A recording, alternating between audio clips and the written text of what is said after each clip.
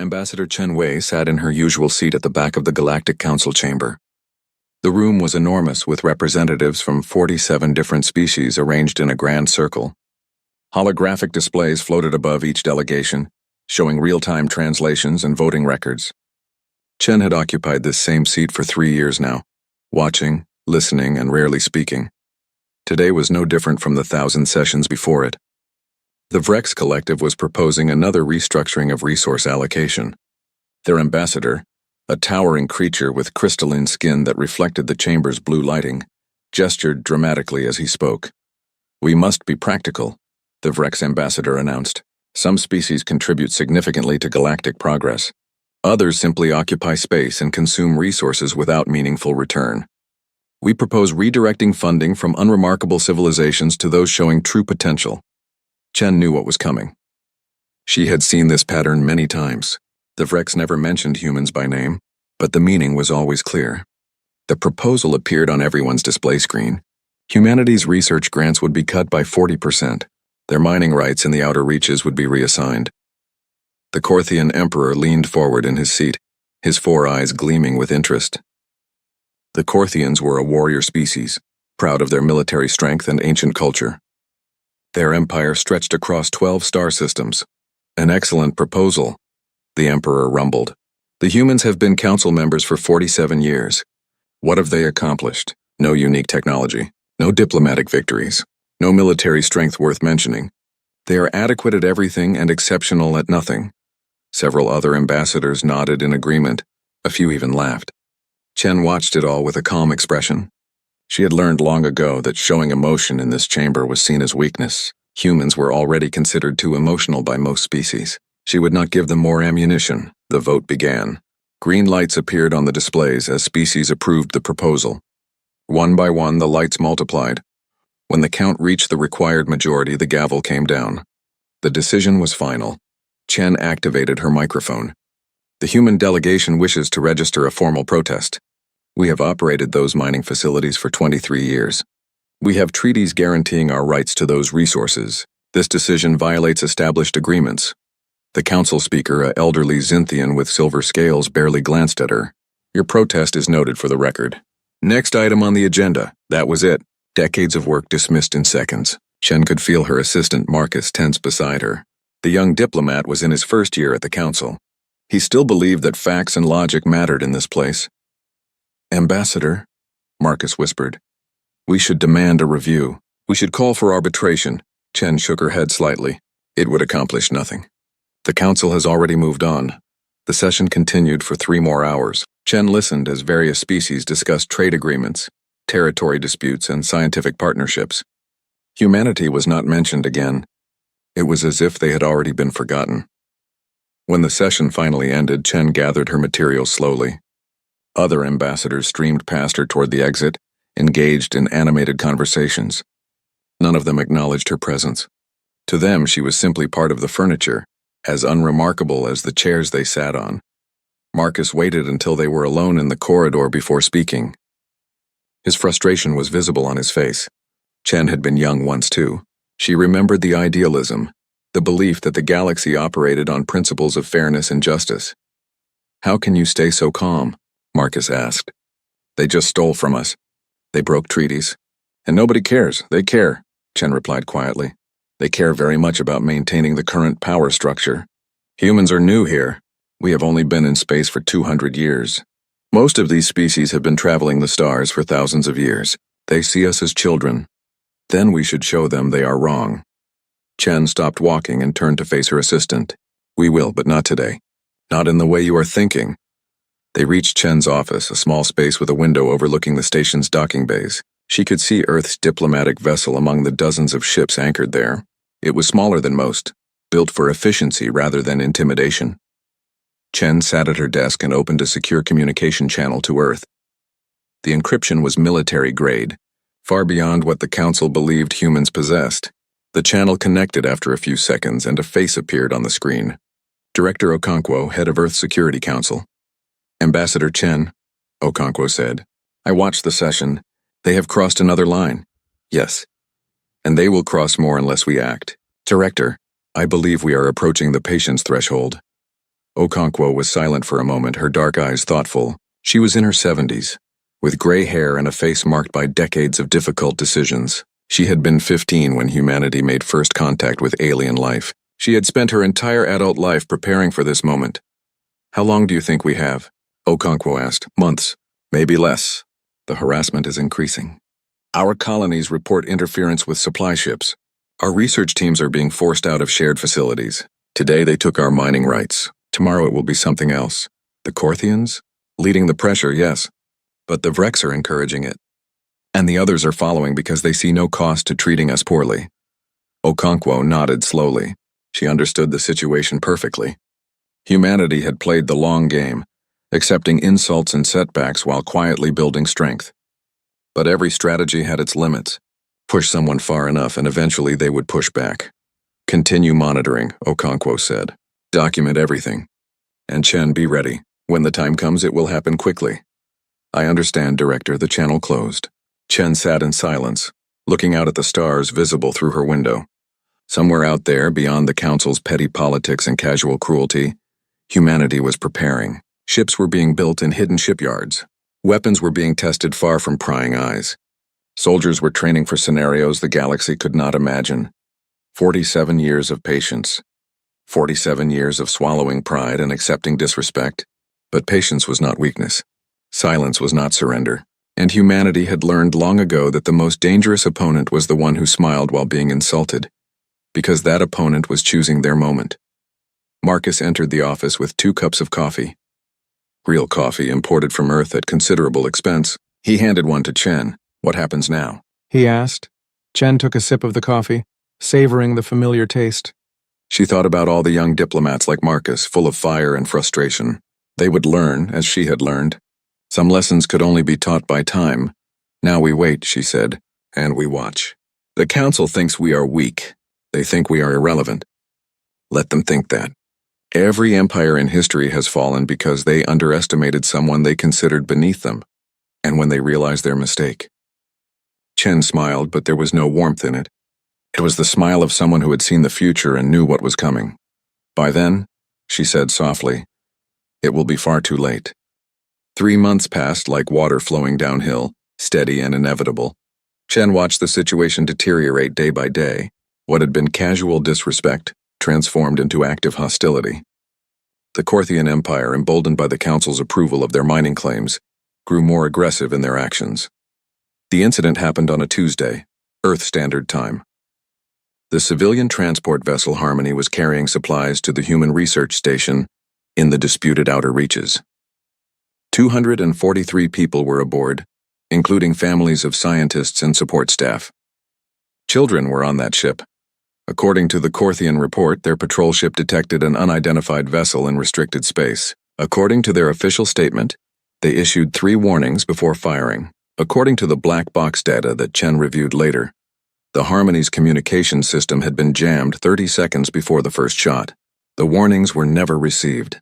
The Korthian plasma cannon tore through the Harmony's port side. Emergency systems activated immediately, sealing the breach. But 12 people were in that section when it happened. 5 died instantly. 7 more died before rescue ships could arrive, suffocating as their suits ran out of oxygen. Chen sat in the Council emergency session 20 hours after the attack. Her eyes were red from lack of sleep, but her voice was steady when she spoke. 12 human beings are dead, she said. 12 civilians who had every legal right to be in that location. The Harmony was a registered transport vessel following established flight paths. This was not a misunderstanding. This was an act of aggression. The Korthian ambassador stood to respond. His name was Thorax, and he wore the battle scars of his species with pride. Korthians believed that violence was the foundation of honor. Peace to them was simply the pause between conflicts. An unfortunate navigation error, Thorax said, his tone suggesting he found the entire matter boring. Our patrol ship commander made a judgment call in uncertain circumstances. He has been reprimanded. The Korthian Empire extends its regrets to the families of those who died. Regrets. Not apologies. Not compensation. Just regrets, delivered with the emotional weight of someone commenting on bad weather. "This is unacceptable," Chen said, her voice rising slightly despite her training. "You jammed their communications. You fired on a vessel that could not defend itself. This was murder and you know it. The council speaker raised a tentacle for silence. The Xinthian's silver scales had dulled with age, and his voice carried the weariness of someone who had mediated countless disputes. Ambassador Chen, the Korthian Empire has acknowledged the incident and expressed regret. They have disciplined the responsible officer. This matter is closed. We will add a footnote to the record and move forward. A footnote. 12 lives reduced to a footnote in a document that no one would ever read. Chen felt Marcus shift beside her, his anger radiating like heat. She put a hand on his arm, a silent message to stay calm. The Vrex ambassador chose that moment to speak. His name was Crystallis, and his species communicated through light patterns that flickered across their translucent bodies. His words appeared on everyone's translator displays.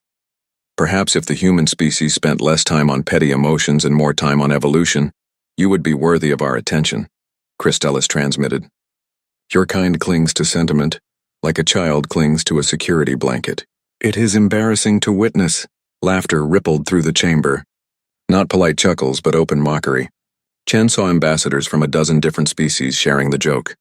The moment was recorded by the official cameras, transmitted across the galactic network. Within hours it would be viral entertainment. The humans, emotional and weak, being put in their place. Chen stood slowly. She looked at Crystallis, then at Thorax, then at the council speaker. Her face showed nothing, no anger, no hurt, no fear. She had learned from Earth's best poker players how to control her expression. The human delegation requests a formal hearing on these matters, she said quietly. We have evidence that needs to be reviewed. We have questions that need answers. We request this hearing be scheduled at the earliest opportunity. The council speaker consulted his schedule display. We can accommodate your request. 6 months from today. The agenda is quite full, you understand. Many important matters to address. 6 months. Half a year to wait for justice that would never come. Chen nodded once. She gathered her materials and walked toward the exit. Marcus followed. The chamber continued its business behind them, already moving past the incident as if it had never happened. In the corridor, Marcus finally exploded. His voice echoed off the metal walls. They are laughing at us. They killed our people and they are laughing. We need to do something. We need to show them they cannot treat us this way. We will, Chen said. She was walking quickly now, heading toward her office. Her calm exterior was beginning to crack, and she needed privacy before it shattered completely. The harassment escalated after that. It was as if the Korthian incident had given permission for others to test how far they could push humanity. Human supply shipments were delayed at customs for weeks without explanation. Communication channels experienced mysterious interference. Scientific expeditions to shared research stations found their equipment reassigned, their lab time canceled, their results questioned and dismissed. Reports came in from human colonies across council space. The pattern was everywhere. Small actions, individually deniable, collectively devastating. It was a coordinated campaign to make human presence so uncomfortable that they would voluntarily withdraw from the council. 2 months after the Harmony incident, Chen requested another emergency session. She presented documentation of 73 separate instances of harassment. She showed communication logs, shipping records, and witness statements. She built an irrefutable case of systematic discrimination. The council listened with barely concealed boredom. When she finished, the council speaker thanked her for the thorough report and promised to form a committee to investigate. Everyone in the room knew what that meant. Committees existed to make problems disappear through bureaucratic delay. It was at the end of that session when the final insult came. Chen stood to leave, and Thorax blocked her path. The Korthian emperor towered over her, his 4 eyes looking down with undisguised contempt. Ambassador Chen, he said, his voice loud enough for others to hear. Perhaps you should accept reality. Your species is simply not equipped for galactic society. You are too emotional, too weak, too attached to individual lives to make the hard decisions that governance requires. Respect is earned, human. Your kind has earned nothing but our tedium. Other ambassadors were watching now, waiting to see how Chen would respond. This was a test. This was Thorax establishing dominance in the most public way possible. If Chen backed down, humanity would be finished in council politics. If she responded with anger, she would prove his point about human emotion. Chen met his eyes. She did not blink. She did not flinch. She simply looked at him with an expression that somehow managed to be both completely neutral and absolutely terrifying. I understand your position, Emperor Thorax, she said quietly. Then she turned and walked away. That night, Chen sent her final report to Director Okonkwo. The message was brief. Patience threshold has been exceeded. The Council has demonstrated they will never respect humanity through diplomatic means. They view kindness as weakness and restraint as inability. We have documented everything. We have given them every opportunity to change course. They have chosen insult over understanding. Recommend immediate implementation of contingency protocols. Director Okonkwo's response came 6 hours later. 2 words: protocols approved. The next morning, Chen activated an encrypted channel and sent identical messages to every human ambassador in Council space. The message contained a single date and 3 words: come home now. Across the galaxy, human diplomats began packing. In human colonies, evacuation procedures activated. Civilians were told to prepare for immediate departure. No explanations were given. None were needed. Every human citizen had known this moment might come. They had all prepared for it. The Council noticed within days. How could they not? Human embassies were closing. Human representatives were departing. Human families were leaving colony worlds they had lived on for decades. It was an exodus of unprecedented scale. The galactic media treated it as comedy. Memes flooded the network showing humans running away, crying, admitting defeat. The consensus was clear. Humanity had finally realized they did not belong among the stars. They were going home to their little planet to hide. Chen was one of the last to leave.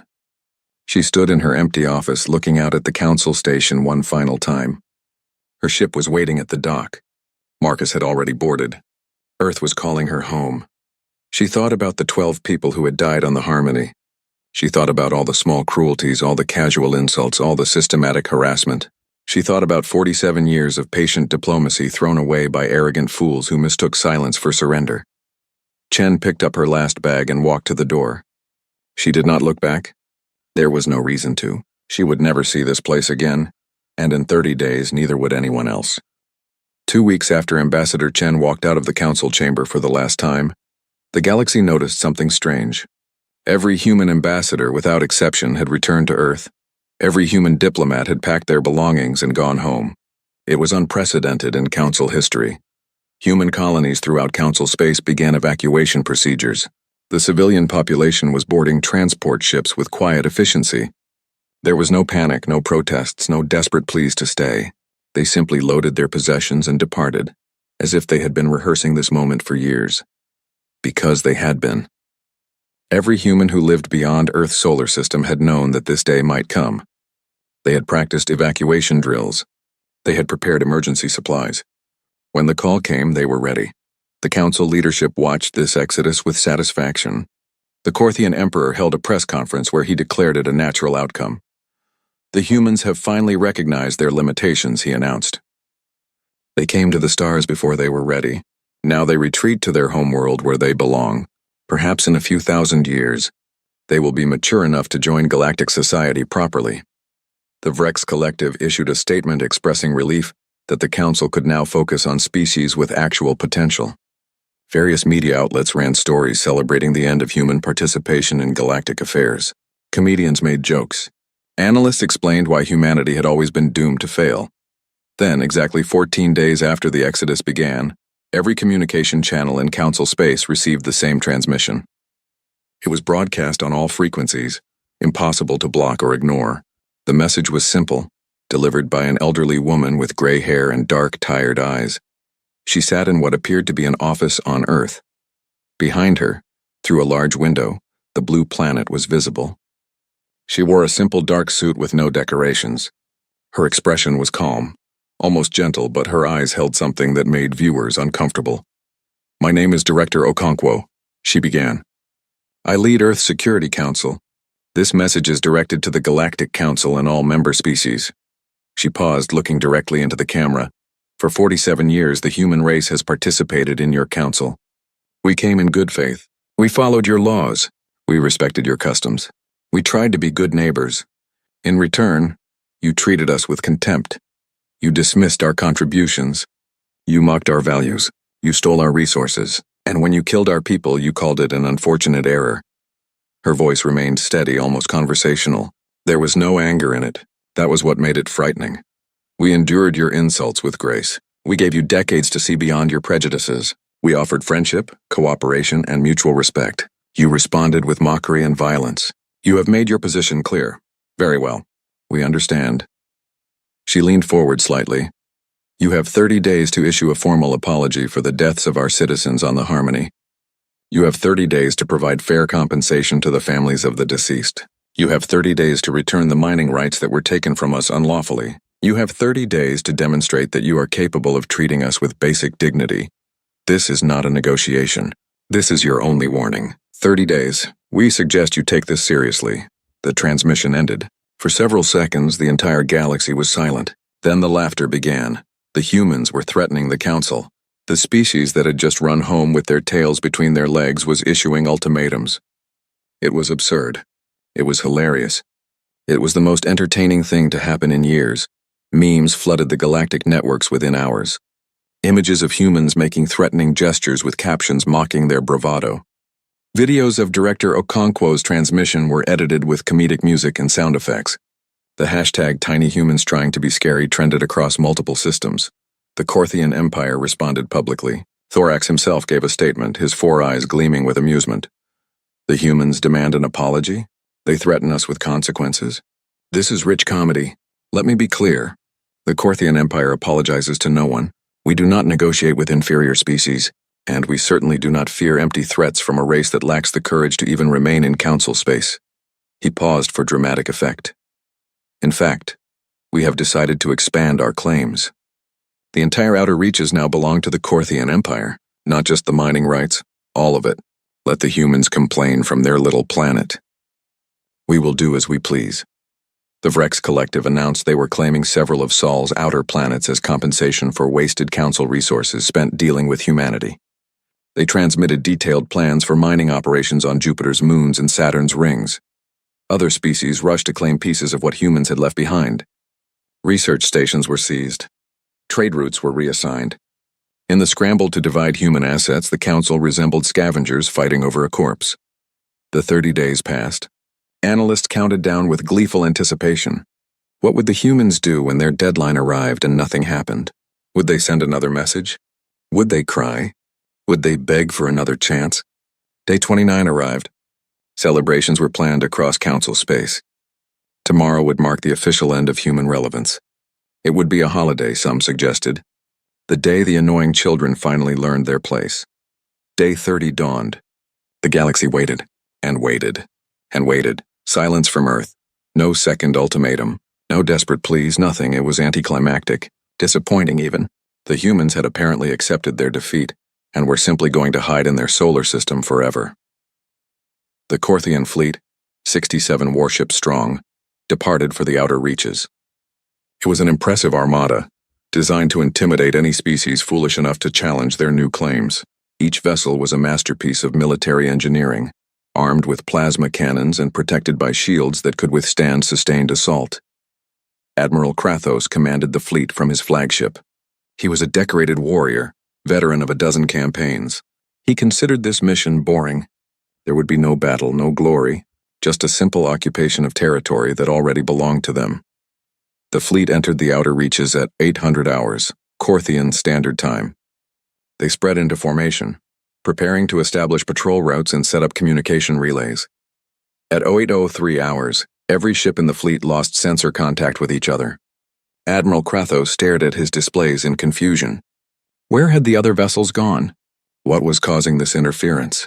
At 0805 hours, Admiral Krathos realized the truth. His fleet had not lost sensor contact. His fleet no longer existed. He was alone in space, drifting in an emergency pod, watching pieces of his flagship tumble past him like leaves in a storm. All around him, debris fields marked where proud warships had been moments before. He never saw what hit them. None of them did. One moment, the fleet was intact. The next, it was scrap metal spreading across millions of kilometers. 3 hours later, search and rescue teams from the council arrived. They found 412 emergency pods containing survivors. Out of 67 ships and 34,000 crew members, only 412 survived, and every single one of them had the same story. They saw nothing, heard nothing, knew nothing until they were suddenly floating in escape pods, watching their ships break apart. Admiral Krathos was pulled from his pod, suffering from shock and exposure. As the medical team treated him, he kept repeating the same phrase over and over, the humans. It was the humans. They were there. They were everywhere. And we never saw them. The Galactic Council convened an emergency session. The mood in the chamber was very different from 30 days ago. There was no laughter now. No mockery. Just cold, spreading fear. Because across the entire galaxy, species were beginning to realize the same terrible truth. Humanity had not retreated in defeat. They had cleared the board. They had removed their civilians from the line of fire. And now the real humans were coming out to play. The disappearance of the Corthian fleet was just the beginning. Over the next 72 hours, the galaxy learned what humanity had been hiding for 47 years. The Vrex Collective sent their own force to claim Jupiter's moons. 34 ships heavily armed and shielded. They were cautious, having learned from the Corthian disaster. They approached the Sol system with every sensor active, every weapon ready, every crew member on high alert. They detected the human fleet when they were still 2 light hours out. But detecting and defending were 2 different things. The Vrex ships opened fire immediately, launching everything they had at the approaching vessels. The human ships did not return fire. They did not need to. The Vrex watched in horror as their most powerful weapons simply stopped working. Missiles lost guidance and tumbled harmlessly into space. Energy beams dispersed before reaching their targets. Kinetic rounds were deflected by invisible fields. Then the human ships demonstrated what real weapons looked like. They did not destroy the Vrex vessels. That would have been too quick, too merciful. Instead, they disabled them with surgical precision. Power systems offline, weapon systems fried, life support barely functional. Communications jammed except for one frequency. A message played on that frequency, broadcasting to every disabled ship. It was Director Okonkwo's voice, calm and measured. You came to our home uninvited. You came to take what is ours. This is your lesson. We are not defenseless. We are not weak. We are simply patient. Your crews will be retrieved by Council rescue teams in approximately 6 hours. Use that time to think about your choices. The transmission ended. The Vrex crews sat in their darkened ships, drifting, helpless, waiting. It was the longest 6 hours of their lives. Across Council space, military analysts were trying to understand what they were seeing. How had humans developed such technology? Where had they been hiding it? Most importantly, how many ships did they have? The answer came when the human fleet decloaked throughout the galaxy. Not dozens of ships. Not hundreds. 12,000 vessels appeared simultaneously in every major council system. They had been there all along, invisible, watching, waiting. The ships were unlike anything the galaxy had seen. They were sleek, efficient, built with technology that seemed decades ahead of known science. And they were everywhere.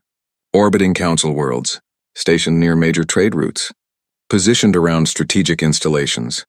It was a demonstration of power that took everyone's breath away. Humanity had not been building mining stations and research outposts for 47 years. They had been building a fleet that could challenge the entire galaxy. A second transmission from Earth was broadcast on all channels. This time it was not Director Okonkwo. It was Ambassador Chen Wei, standing in the same council chamber she had walked out of weeks before. But the chamber was different now. Human Marines in advanced combat armor stood at every entrance.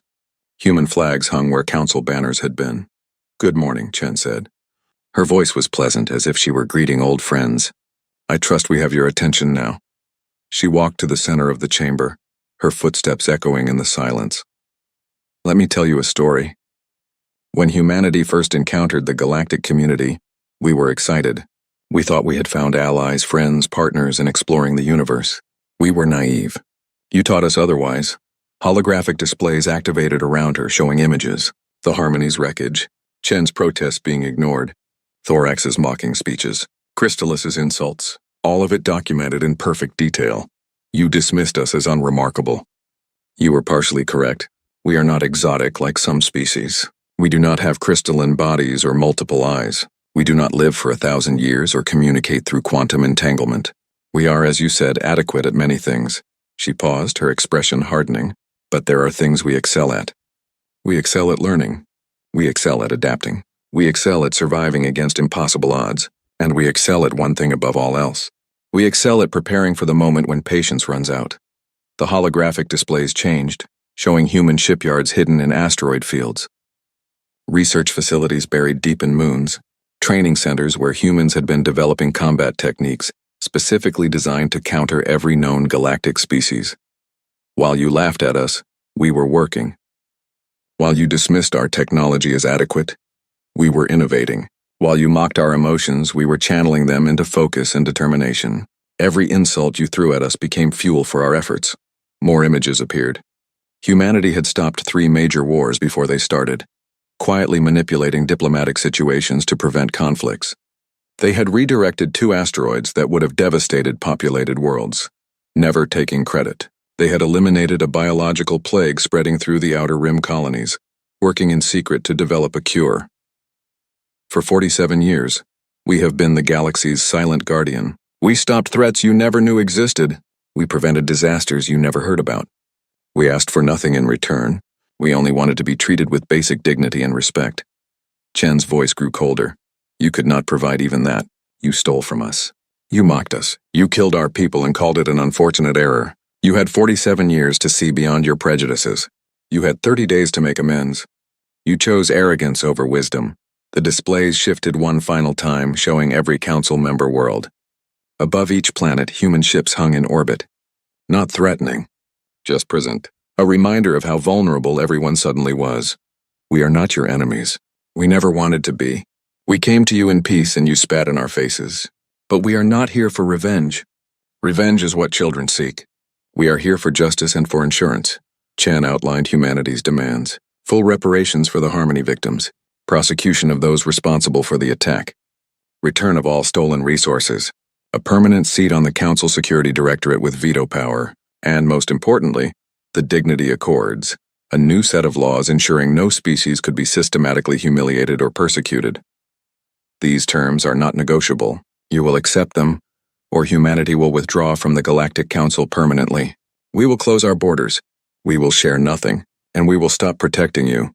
She let that sink in for a moment. You have no idea how many threats are out there in the dark spaces between stars. We do.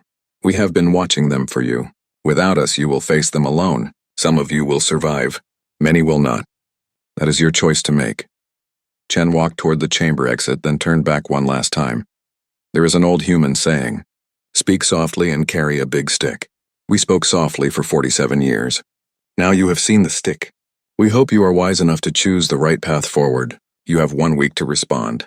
The transmission ended. Across the galaxy, council leaders sat in stunned silence. Military commanders stared at their displays, trying to calculate if they could fight this human fleet. The answer was obvious to anyone with basic tactical knowledge. They could not. The Korthian Empire, so proud of its military might, had been reduced to a laughingstock. Their finest fleet had been destroyed without even seeing the enemy. The Vrex Collective, secure in their technological superiority, had watched their weapons become useless against human defenses. But more terrifying than the military display was the revelation of what humanity had been doing in secret. Protecting the galaxy while being mocked for it, saving lives while being told they were irrelevant, working tirelessly for the common good while receiving nothing but contempt in return. The humans were not conquerors. They were not invaders. They were the guardians everyone had been too blind to recognize, and now those guardians were giving the galaxy a choice: accept their terms and continue under their protection, or reject them and face the darkness alone. It was not really a choice at all, but the council would need time to come to terms with their new reality. Time to understand that the species they had dismissed as unremarkable was actually the most dangerous force in known space. Not because they wanted to be, but because they had to be. Someone had to watch the darkness, and humanity had volunteered for that duty, asking only for respect in return. The galaxy had refused. Now they would learn what it meant to need that protection, and they would learn it the hard way. The Galactic Council chamber had never been this quiet. Every seat was occupied. Every species that had mocked humanity now sat in uncomfortable silence, watching the human fleet surrounding the station through the massive viewing windows. 12,000 ships, a force large enough to conquer the known galaxy, positioned not in attack formation but in a perfect defensive sphere. Ambassador Chen Wei stood at the center of the chamber floor. She was not alone this time. 2 human marines in advanced combat, armor flanked her, their presence a reminder of the new reality. Behind her, holographic displays cycled through documentation. Every insult, every injustice, every moment of cruelty, recorded with perfect clarity. The council speaker, the elderly Xinthian who had dismissed human concerns for years, cleared his throat nervously. His silver scales had lost their luster. He looked like he had aged a decade in a single week. "Ambassador Chen," he began, his voice lacking its usual authority. "The council has reviewed your demands. We are prepared to discuss terms." Chen shook her head slowly. "No discussions, no negotiations. These are not requests. These are requirements. The time for debate ended when you murdered our people and called it an accident." She activated a new display.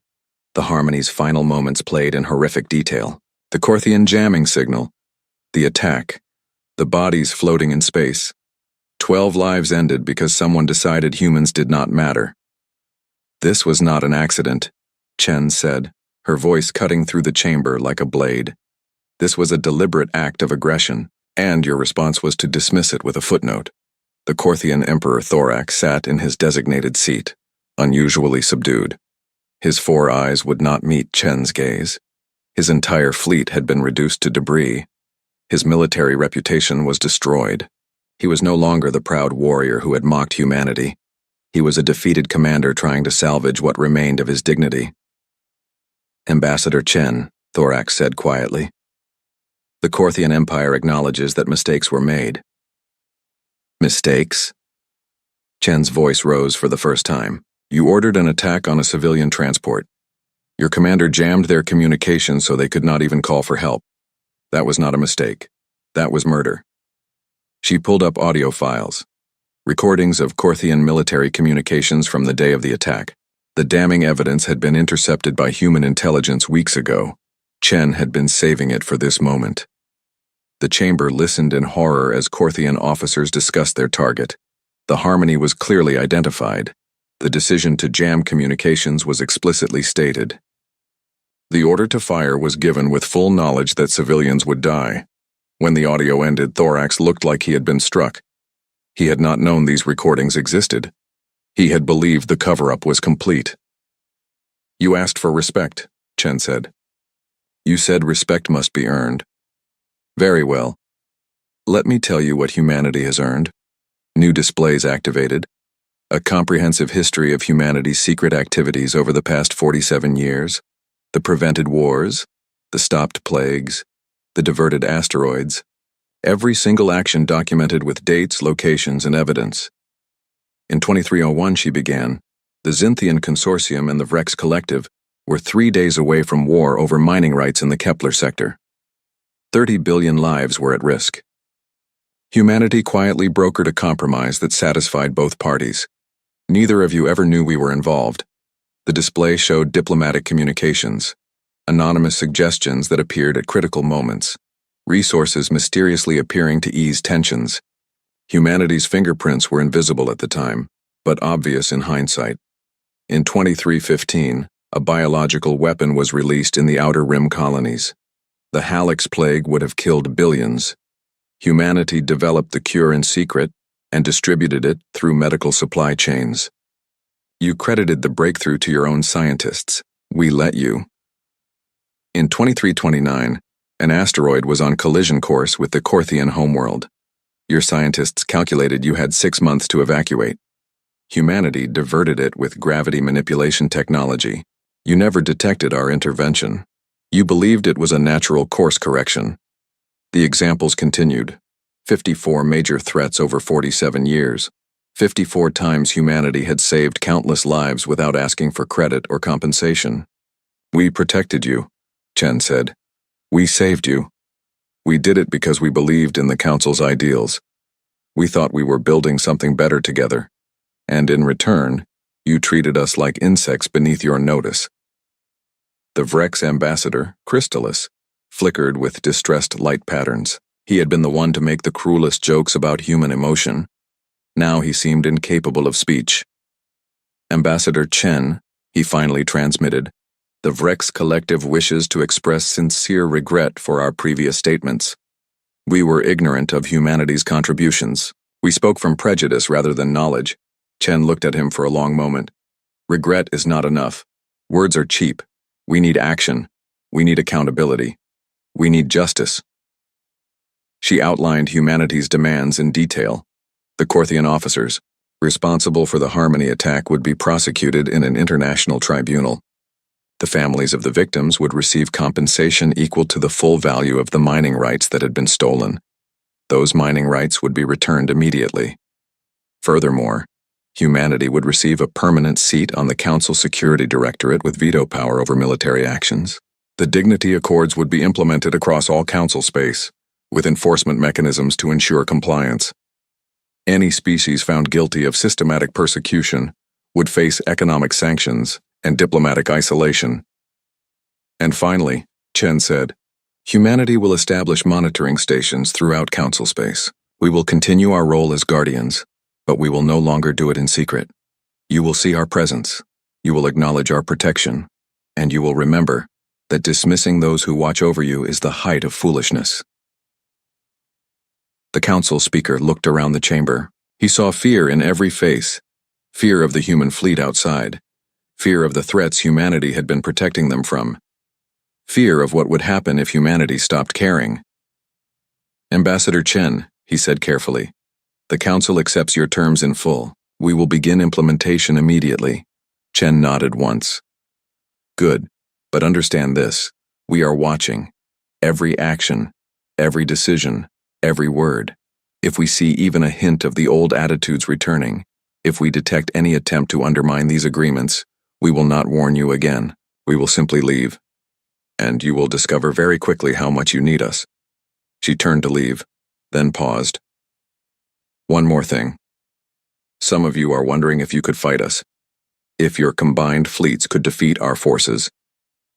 Let me answer that question. The holographic displays changed one final time. They showed the human fleet, all 12,000 ships, and then the display zoomed out, revealing something that made every military commander in the chamber go pale. The 12,000 ships were the diplomatic fleet, the public face of human military power. Behind them, hidden in the dark spaces of the Sol system, were the real defense forces, shipyards that could produce 1,000 vessels a month, weapons platforms that made the fleet's technology look primitive, defense networks spanning the entire solar system. The fleet you see, Chen said quietly, is what we built to make friends. What you cannot see is what we built to fight wars. We pray we never need to use it, but it exists. Remember that? She left the chamber without waiting for a response. The Marines followed her. The doors sealed behind them with a finality that felt like a closing chapter. The council sat in silence for several minutes after she departed. Finally, the speaker cleared his throat. We have been fools, he said. We mistook patience for weakness. We confused kindness with inability. We have learned a hard lesson today. Let us hope it is not too late to salvage our relationship with Earth. The Korthian emperor stood slowly. He looked around the chamber at his fellow ambassadors. The humans are correct, he said. Respect must be earned. We have failed to earn theirs. From this day forward, the Korthian Empire will work to rebuild that trust. We will prosecute those responsible for the Harmony attack. We will pay the compensation. We will do whatever is necessary to prove we have learned from our mistakes. It was the most humble speech anyone had ever heard from a Korthian leader. Other ambassadors nodded in agreement. They had no choice. The alternative was facing the universe without humanity's protection. And after seeing what threats humans had been quietly defeating, that alternative was terrifying. The galaxy had changed. The balance of power had shifted. And everyone understood that the quiet species in the back of the room had always been the most powerful force in council space. They had just been too arrogant to notice. 3 months after the confrontation, the galaxy looked very different. The changes were not dramatic in the way wars or revolutions were dramatic. There were no burning cities or collapsing governments. Instead, the changes ran deeper, affecting the fundamental way species interacted with each other. The trials began on the second week. Korthian officers responsible for the Harmony attack were brought before an international tribunal. For the first time in council history, military personnel from a major power faced justice for crimes against a supposedly minor species. The proceedings were broadcast across all council networks. The evidence was overwhelming.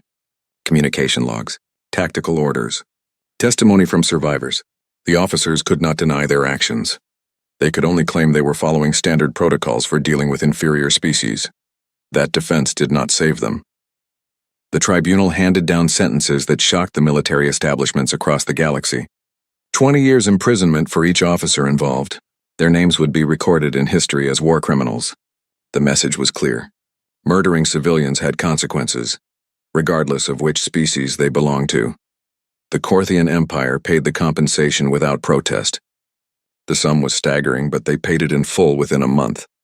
The mining rights were returned with formal apologies. Emperor Thorax personally delivered a speech acknowledging his empire's crimes and promising reform. It was humbling for the Corthians. Their entire culture was built on pride and strength. Admitting fault went against every instinct, but they did it anyway, because they understood the alternative. Humanity had shown restraint this time. Next time, they might not. The Vrex Collective made their own amends.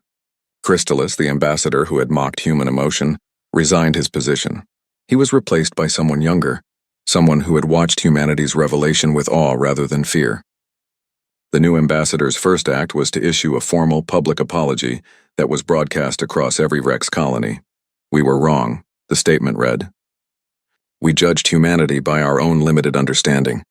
We saw emotion and thought it was weakness. We did not realize that emotion could be strength, that caring for individual lives could be what made a species truly powerful. We have much to learn from Earth. We hope they will teach us." The Dignity Accords were implemented within 6 weeks. The laws were comprehensive, covering everything from diplomatic protocol to resource allocation. No species could be systematically harassed or dismissed based on perceived inferiority. Violations would result in immediate sanctions, enforced by the Council Security Directorate. Ambassador Chen Wei was appointed the first human director of the Council Security Directorate. Her authority was absolute in security matters. She could veto military actions. She could launch investigations. She could demand accountability from any member species. Her first official act was to establish monitoring protocols. Human observation posts appeared throughout Council space.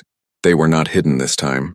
Each station flew the Earth flag proudly, a visible reminder that someone was watching, someone was protecting, and someone remembered every injustice.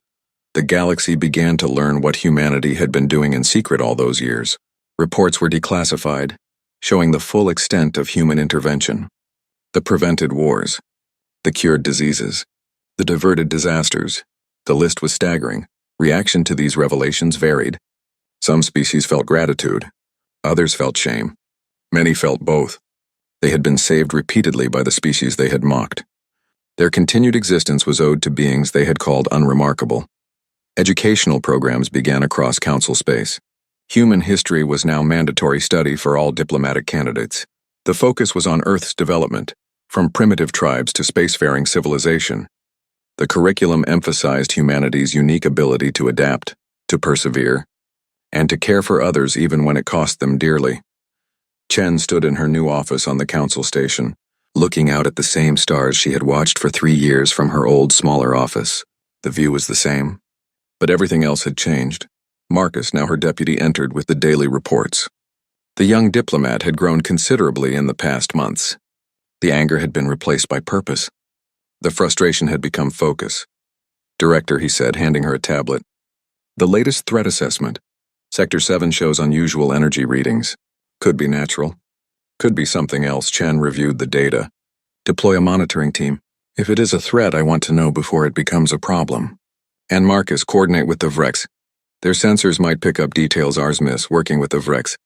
6 months ago, that would have been impossible. Now it was routine. The Vrex had proven eager to cooperate, perhaps overcompensating for their past behavior. But Chen accepted their help. Grudges were expensive luxuries. The galaxy needed unity. A chime indicated an incoming call. Chen activated the display. It was Director Okonkwo from Earth. The elderly woman looked tired but satisfied. "Director Chen," Okonkwo said, "I am watching the Council news. They are actually crediting us for the Halix plague cure. Public acknowledgement. This is progress." Chen smiled. "Progress, yes. Slow, but real. They are learning. Some faster than others. And Earth?" Okonkwo asked. "Are we learning too? Are we handling this power responsibly?" It was a good question. Humanity now had more influence than any other species.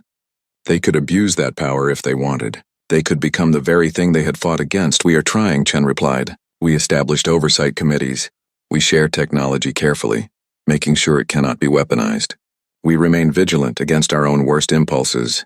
The day we stop questioning ourselves is the day we become dangerous. Okonkwo nodded approvingly. That is why I chose you for this position. You understand that power is not the goal. Protection is. Justice is. Creating a galaxy where no one has to endure what we endured. The conversation ended. Chen sat in silence for a moment, thinking about the long road that had led here. 47 years of patience. Months of tension. 1 week of revelation. And now, the difficult work of rebuilding trust and maintaining peace. A memorial had been constructed on the council station. A simple wall with the names of the 12 humans who died on the Harmony. Chen visited it weekly, bringing flowers from Earth's gardens. Today, when she arrived, she found she was not alone. Flowers from 47 different species lined the memorial base. Vrex crystal formations that glowed softly. Korthian battle ribbons, symbols of honor given to fallen warriors. Xinthian poetry carved on small stone tablets. Each species had left something. Their own way of saying, we remember, we are sorry, we will do better. A small alien child approached the memorial. The child belonged to the Talixian species, a race known for their curiosity and gentle nature. The child's parents stood nearby, watching nervously. The child looked up at Chen with large, innocent eyes. Are you Ambassador Chen, the famous one? Chen knelt down to the child's level. I am Chen Wei, yes. But I am not sure about famous, the child pointed at the memorial. My teacher says humans stayed silent for a long time, even when people were mean to them.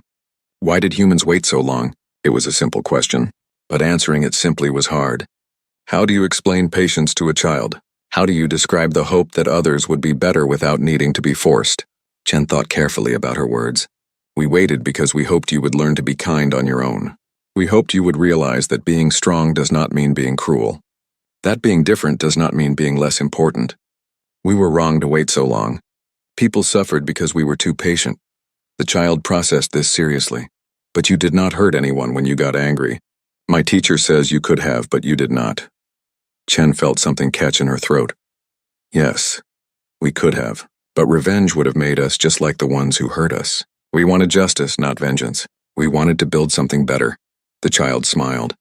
I think that is very wise. When I grow up, I want to be like humans, patient and strong and kind. The child's parent came over, apologizing for the interruption. But Chen waved off the apology. She watched the child and parent leave together, hand in hand. Maybe that was the real victory, not the military demonstration. Not the forced apologies, but this, a child from another species wanting to emulate human values.